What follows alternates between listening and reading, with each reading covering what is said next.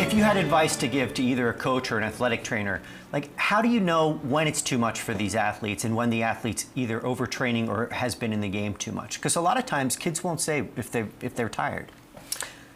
Yeah, it's 100%. I mean, one of the things that I would say to any coach or any parent is, number one, give your kid an off season of some kind.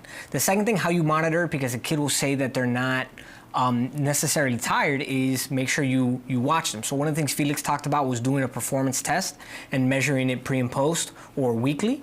You can check that to make sure that performance isn't declining, because if performance is declining, there may be something underlying that is happening. The next thing you can always ask your athlete is sleep. How have they been sleeping? One of the first indicators of somebody who's been overtraining or is a little bit extra fatigued is they're having issues sleeping.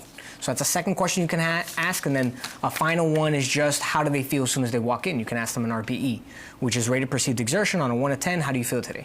And just ask them. No, I think that's great. Felix, Yes. do you have anything to say? Yes, just lack of recovery. If you notice that their performance isn't what it used to be, just those for the most part, and just going on with what Brian said, I think are the things that you could look for when look for. You know, and then taking that one step further, when do you know that to actually take that athlete and say, hey, you know what, maybe it's time to go see a doctor?